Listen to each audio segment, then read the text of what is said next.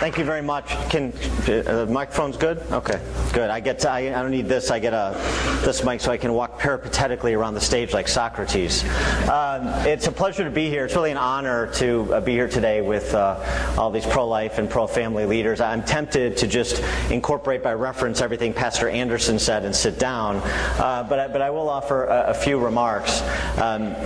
One of the things that I just kind of thinking about recently as I passed my 40th anniversary on this mortal coil is, of course, we are on the precipice of celebrating, I should say celebrating my 40th anniversary, lamenting the 40th anniversary of the Roe v. Wade decision only a few months from now. And the reason I've been thinking about that, particularly in the context of politics with the election so close and important decisions to be made, is so I was born 9 months before the Roe v. Wade decision, and I was adopted. So had the law been a little bit different a little bit earlier, perhaps the world would have never been availed of my brilliance. And of course,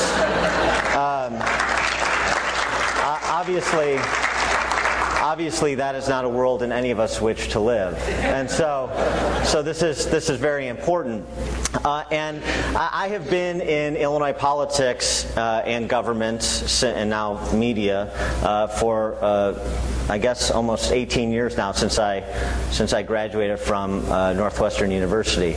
And it's very interesting because, of course, the Illinois political culture is rightly seen for what it is, which is kind of a petri dish of man's frailties and a Middle Eastern bazaar where merchants traffic in sins venal and mortal, which is part of the reason that Illinois is the abortion dumping ground of the Midwest, an ignominious title to go along with so many ignominious titles that Illinois has earned, and has earned, by the way, on our watch, but I'll get to that a little bit later.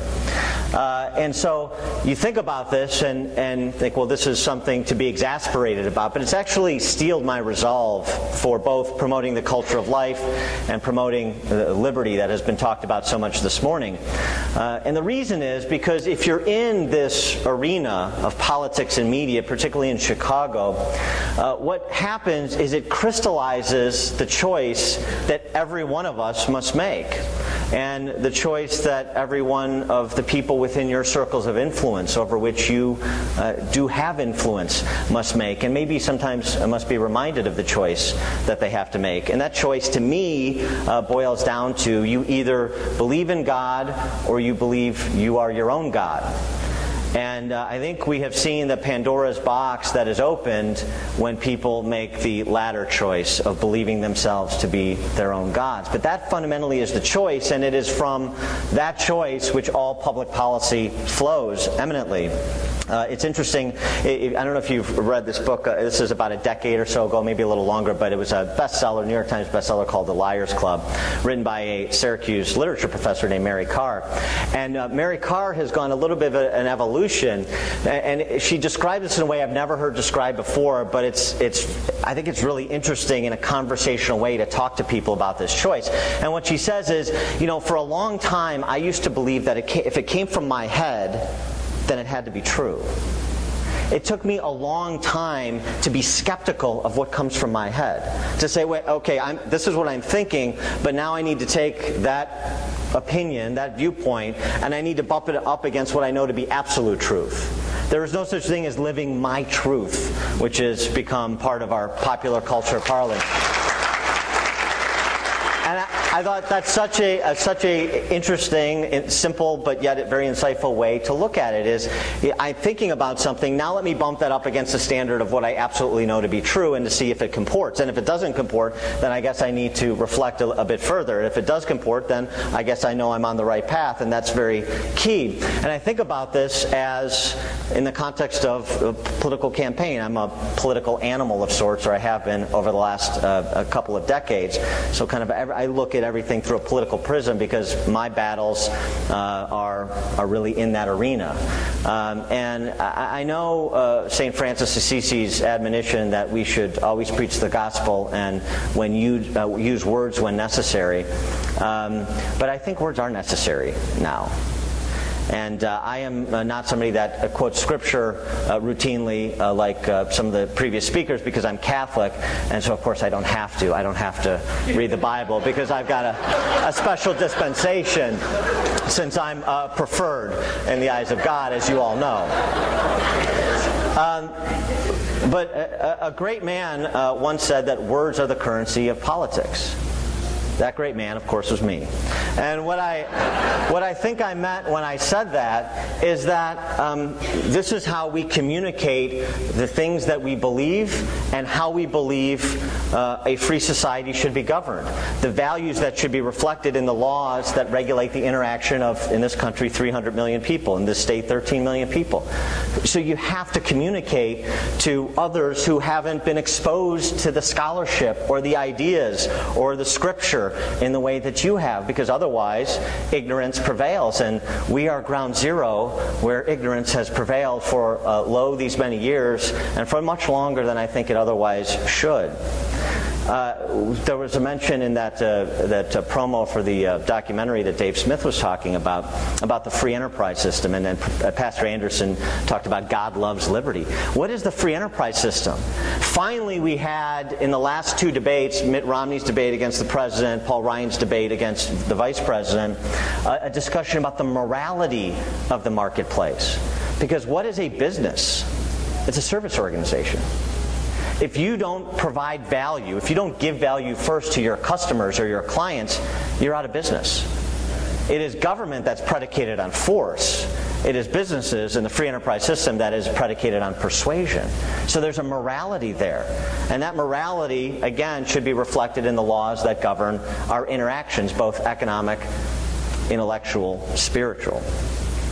I thought it was interesting, if you watch the vice presidential debate between Biden and Paul Ryan, the question, I'm very thankful for Martha Raddatz for kind of unintentionally doing some of our work for us. I don't think she intended to do this, but it was great that she asked a question about abortion and religion. And I thought Joe Biden's answer, one of our lesser Catholics, was very instructive, and as is often the case with Joe Biden, unintentionally instructive. And it was when he said, after the protestations about the importance of his faith, that he doesn't seek to impose his viewpoints on anyone. And that's why he believes that abortion should be legal. And I thought, boy, that's exactly what this is. That's exactly the choice that we have, and it's bigger than Republican-Democrat. You have a philosophy as embodied by the current political class, the Chicago Democrats that are in charge of this state, and those that we exported to scale the model nationally, that is anything goes. Anything goes. I'm never going to make you say yes to something, but I'm not going to allow you to say no. And that's what the HHS mandate, and that's what these other impositions are. Obamacare, as Dr. Billar spoke about brilliantly, it's you don't have to say yes, but I just won't let you say no. We saw it this week with the revelations, which we kind of all knew to be true, about the assassinations of foreign service officers, American foreign service officers, in Libya at Benghazi, at the embassy in Benghazi, where the spin coming out of the White House is what we said turned out not to be true, but it wasn't false. This really is. If only George Orwell were alive to, put Winston Smith on a new adventure in the brave new world of the 21st century America and our politics. But that Bidenism during the debate, about essentially saying what I've said before, not going to allow you to say no, it's very reminiscent of another time in our country. And that's 1860, when Abraham Lincoln gave a very important and very underreported speech at Cooper Union, New York. And the speech he gave at Cooper Union, New York was about slavery. And it was frankly his rationale for the Civil War. What Lincoln said at the time in response to, of course, pro-slavery forces in the South, but also to anti-slavery folks in the North, people that were personally against slavery but didn't want to impose their views on anyone. He said, you don't understand what's happening. That's not acceptable to them. What the South wants is not just to have slavery in their states, their territories, and then we won't have to tear asunder the country.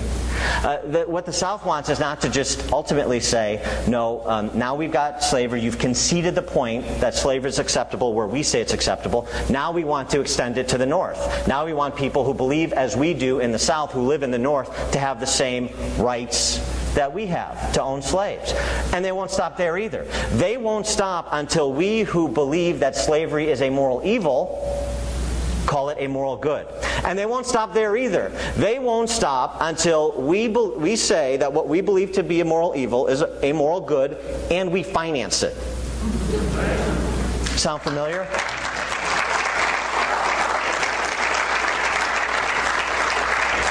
And the examples of this philosophy put into strategic and tactical practice abound. Rebecca Gompertz is a woman who is called the abortion ship captain. She goes offshore outside of countries that don't allow abortion, and she allows women to come onto her ship, and she performs abortion in international waters. She was just outside off the coast of Morocco recently. But more recently than that, she was at a symposium talking about these issues of life and death. And she was asked a question from the audience, when do you believe life begins? And she started to go into the normal rap about women's body and choice and who are we to say. And the audience member that asked her the question pressed her a little bit. Yeah, but you haven't given me when. When do you say that it is no longer somebody else's decision to extinguish a life? And she said, that is a question that should never be asked. You see, they are not interested in debate, they are interested in ending debate. We say it is a moral good because we say so. It's tautological, but that's the approach. Here in Illinois, we have Attorney General Lisa Madigan. Yes, thank you for that boo. That is the appropriate response, as it turns out. And when the civil union law was passed in this state, and Peter Breen mentioned, or somebody mentioned, the great work that Peter Breen and the Thomas More Society has done to challenge that law. So the implications of the law, and of course the implications, one of the first implications of the law was the Rockford Archdiocese and other places chose to stop providing adoption services because they didn't want to do so in contravention of their faith, which is what would have been required under the new civil union law. But it was fascinating to me what Lisa Madigan's spokesperson said when the Thomas More Society sued on behalf of the Archdiocese. She said, well, what we're doing now in enforcing the civil union law and imposing this mandate on the Rockford Archdiocese and other religious institutions is in the best interest of children. But here's the thing, and this is where I think we need to really listen to what they're saying so that we can put them in the box that they are in and they don't even realize it. So now, because of the civil union law, you are representing the best interests of children. Well, what were you doing before? So it has to be one of two things. Either before the civil union law passed, you concede the point that this office, the state's chief law enforcement officer, was not representing the interests of children, or you're not representing the interests of children now. Which is it? You can't have it both ways. Kathleen Sebelius. We believe in religious liberty. We heard this from Joe Biden. We've heard this from Kathleen Sebelius. We've heard this from the President of the United States. Except if you don't follow our accords. So the Texas Medicaid program. The Texas Medicaid program, stripped of $30 million in federal support, and remember this is a federal-state program, because they decided at the state level that Medicaid funding would not be used to provide abortion services, would not be used to perform abortions. So Kathleen Sebelius stepped in and stripped them of that federal support. You will finance what we say you will finance, or you won't finance anything. So I know Medicaid in Texas, just like in Illinois and the other 48 states, provides quality health care, or at least that's its intention, to provide quality health care to indigent women, to the developmentally disabled, to pregnant women. I know, and that's important, but it's not so important that if you're not going to use dollars to provide abortions, that we won't take it away, so you can't provide any services. You either do this or you get nothing. You either do what we say or you don't get to help anybody. President Obama and the HHS mandate. We had Monsignor Michael Boland on our radio show recently, who's the president of Catholic Charities in Chicago, one of the organizations that is now suing the federal government in the wake of the poorly reasoned Obamacare decision. And really, until we had Michael Boland on the show, I'm a bit ashamed. I didn't do as much due diligence as I should have, because I didn't understand just how devastating the impact on people of faith and institutions of faith was, that how much the HHS mandate would constrict the good work that institutions of faith do. Until Michael Boland said, you have to understand, what this HHS mandate does, it mandates that we do something we don't do, which is we have to ask our staff, we have to ask the hundreds, thousands of volunteers that we get at Catholic Charities to provide our services, we have to ask them if they're Catholic. Because if they're not Catholic, then we're potentially subject to the HHS mandate. But that's not all. We have to ask our clients. We have to ask the people that we serve if they are Catholic. Because if they're not Catholic, then they're not part of our religious tradition, then the HHS mandate could potentially trigger. And Michael Boland said something that is profound, and so I want to share it, which is this president and this political culture doesn't seem to understand something. We don't provide these services to individuals because they're Catholic. We provide these services because we're Catholic.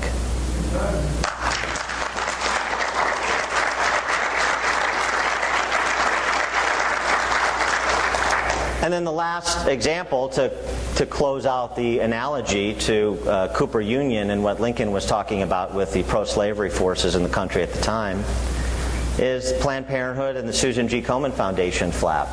That's a clear example of you either fund us at the level that we say you must fund us, even though you're a private institution, you're a private foundation, or you get nothing.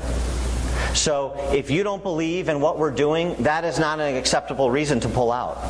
We will tell you when you are allowed to not do what we tell you we want you to do. Financing things you don't want to finance. So it's not enough to just acquiesce and say to each his own. It's not enough to fully subscribe and repeat what they tell you to repeat. You have to use money that you earn, money that you solicit from other people for specific ends, for their ends, by mandate or by intimidation, by thugocracy. That is the completion of what is actually happening, and you see it happening replete throughout all of these salient issues that define whether we are going to be or not going to be a free society going forward. That's the fight, and that's their approach, and it's highlighted in that documentary, but I think there are concrete examples, including in Illinois, to see precisely what they're doing, and those need to be explored and explained outside of this room.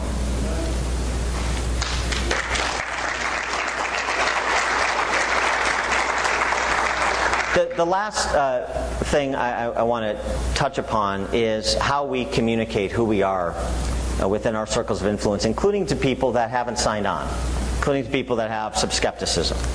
Right? I think too often, and I'll just use kind of an Illinois political example because this is the arena I know the best, too often we define ourselves in the negative abstract. Right? I am... why should I vote for this person? Well, because he's not a Chicago Democrat. I mean, you hear that a lot. And I understand the sentiment, but is that how we really define ourselves in the rest of our lives? Sometimes in politics, we get a little bit intellectually lazy. And you just say, because these other guys are terrible. And you don't do that in any other aspect of your life, I don't think. When somebody asks you what you do for a living, you don't say, I'm not a drug dealer. Right? You say, I'm a small businessman, I have a manufacturing facility, I'm an accountant, I'm an engineer. Right? You define yourself in the positive in terms of what you actually do, who you actually are, not who you are not. When somebody asks you how your children are doing in school, you don't say they're not in detention. You say, one's studying Shakespeare, the other's an avid reader. We've got one on the honor roll we're very proud of. You define your children, the people that you love, the things you care about in the positive, substantive way. And yet, sometimes in politics, we become one-dimensional human beings where we just say, they're not the darkness. And I don't think that's enough. And I also don't think it's enough for the pro-life movement in particular, which is something to which I am proudly affiliated. I think we need kind of a gestalt approach to promoting the culture of life, a wholeness that extends beyond just saying that abortion is evil. It includes it, but it extends beyond it. When I first started getting involved in politics, I got a great education from some pro-life leaders who I'm sure are familiar to everyone in this room, Jill Stanek, Karen Hayes, who was at Concerned Women for America at the time, and I guess is Karen here, actually? If she's here, raise your hand. Oh, she's in the lobby, of course. The one time I'm going to give her praise, and she's not here to receive it. So what they helped me to understand, which I didn't really understand at the time, because you always think, I think about myself and what would have happened to me had abortion been legal when I was born. But sometimes, as I learned, apparently a little bit later in life than other people, sometimes you have to think about other people than yourself. And so what they helped me to understand is that abortion hurts women. And I hadn't thought about it that way. That's such I didn't know the scholarship, right? So they exposed me to the scholarship about the physical and psychological and physiological impacts of abortion on women. And so this was a whole enlightening discussion where I had a new appreciation for why it is so important to stand against this horrific practice that is legal in this country and that is celebrated in this state. But that's an example of getting beyond a very facile, superficial understanding of what it means to promote a culture of life. And let me give you two other examples in the policy arena that I think we should talk about more than we do. One is with respect to school choice. I think very much in the Lincolnian tradition, we should stand against people who are discriminated against based on their household income and their address. And that's exactly what's happening in cities like the city of Chicago and in urban centers around this country where people are discriminated against. Rahm Emanuel's children get to go to a good school. Barack Obama's children get to go to a good school. But if you're in Inglewood or if you're on the West Side, you don't. And you know why you don't? Because we say you don't. Because we are more interested in preserving systems that provide for the power base of our politics than we are about saying what we are interested, than we are about doing what we say we're interested to do, which is to instill a love of learning into children, teach them how to be critical thinkers and lifelong learners so they can find success in this life on their own terms. We don't do that, and we tolerate it. In the city of Chicago, for example, just to highlight how pressing this need is, 400,000 kids, half will graduate. Only 6 in 100 CPS freshmen in school today will get a bachelor's degree by the age of 25. So this is not just a moral calling in the sense of it is not right to propagate systems that discriminate and destroy people's lives, turn hundreds of thousands of children into second-class citizens for life, and cycle through generation after generation because they do not have the opportunity to acquire the skills they need to be successful independent adults. It's not just a moral issue in that sense, it's also a moral issue because we cannot be a free country if you don't have an educated citizenry.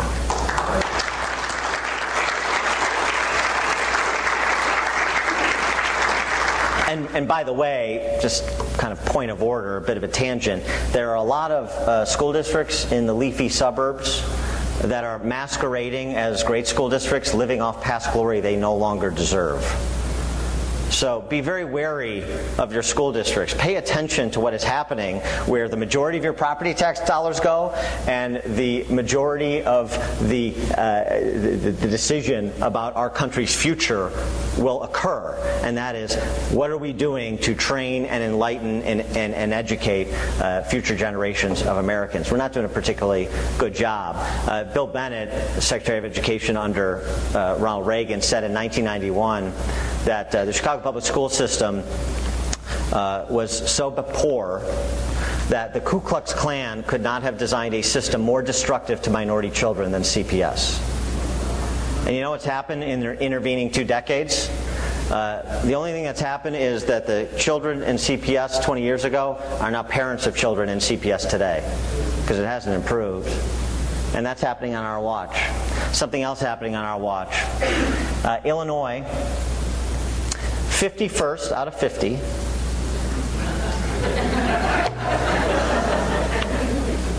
Not an Obama moment. I recognize there are only 50 states. But we are behind the District of Columbia as well when it comes to providing services for the developmentally disabled.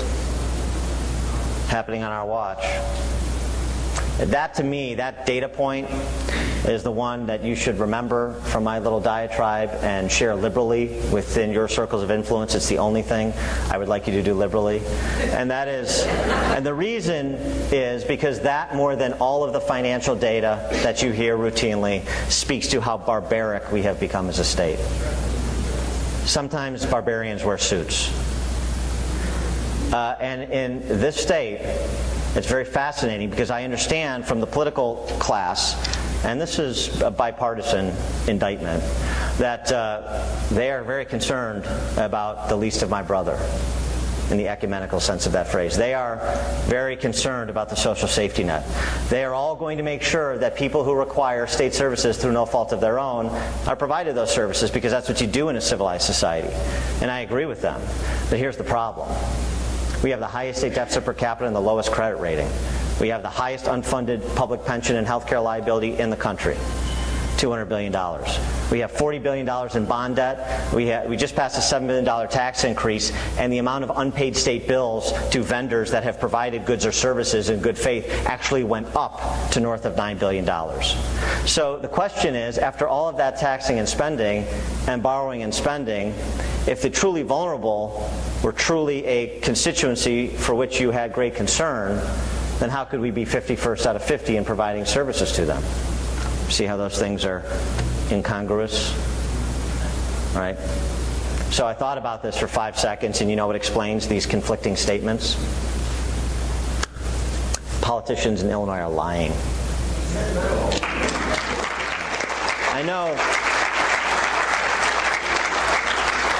I know that is revelatory.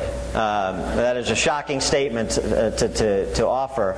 But I go back again to say, within your circles of influence, your friends and neighbors and co-workers and colleagues, co-volunteers, co-parishioners, how many people do you think know how barbaric we have become as a state?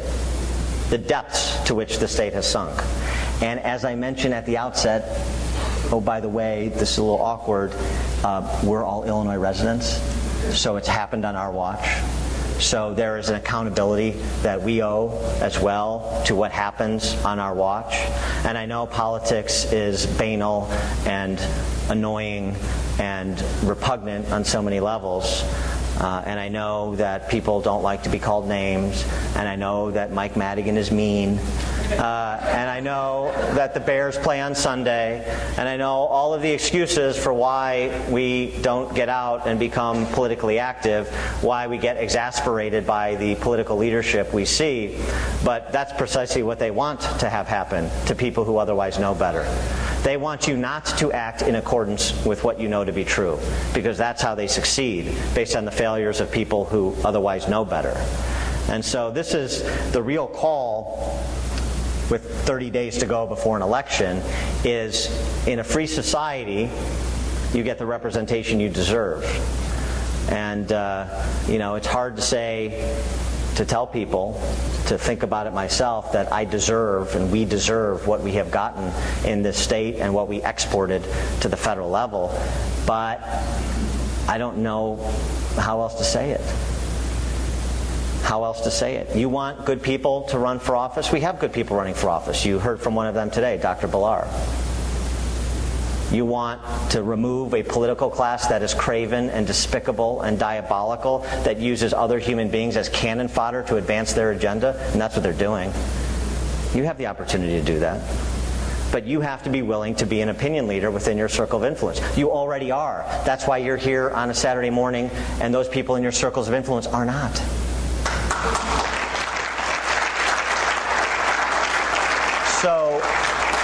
So be proactive. Look for the fight. And I mean that in the civil, intellectual, have you thought about it this way? Did you know that? Engage people, even where it's, difficult, at a Little League game, at a football game, at the grocery store. What are you going to do in the election? Oh, really? Did you know this? Did you know that? Are you sure you want to sign on for this again? There's a very small window of opportunity for this state and for this nation, in my opinion. And I'm sorry that a disproportionate share of the responsibility falls on your shoulders, but it does. Life isn't fair. I'm sorry. You took the time to get educated. You have taken the time to believe in things that are transcendental, to understand why you should believe in things that are transcendental, even more to the point.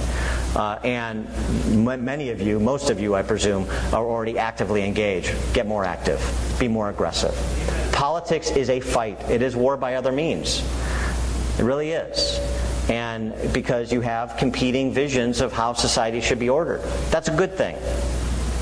That's what is robust about a free society, and that's what maintains our freedom, is that you have dissent, and that dissent is reflected in choices made at the ballot box. And those choices are reflected in the public policy that we see passed. And after November 6th, after we make progress towards the mean in terms of living in a free society that respects persons of faith and religious liberty, then the fight really begins. Because elections are a conduit to public policy choices. So as soon as we're done electing the honorable this and the honorable that, and by the way, I'm always fascinated that politicians are referred to as the honorable, with the exception of Peter Breen, of course. But the honorable. Usually when somebody applies a nickname to themselves, it tells you what they're not. Just a tangential observation. But after we get done electing the next round of political leaders at the local, state, and federal level, then we have municipal and school board races in the spring. And then we have a fight on our hands to wrestle control of this state over the next 2 years, back from the Pat Quinns and the Dick Durbins and the Lisa Madigans of the world.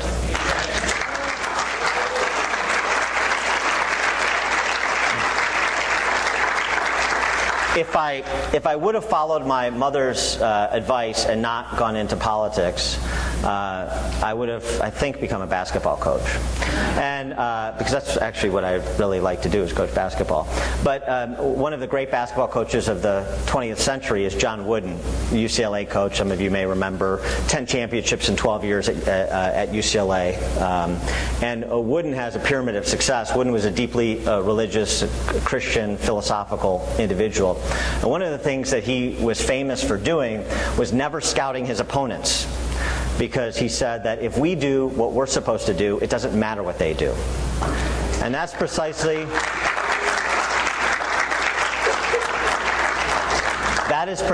where we are at this time in this country and in this state. The people in charge have been discredited by their own performance. If we do what we are supposed to do, it no longer matters what they do, and that's our challenge. Thank you very much. This has been brought to you by the Illinois Family Institute, promoting marriage, family, life, and liberty in the land of Lincoln. For more information, go to illinoisfamily.org.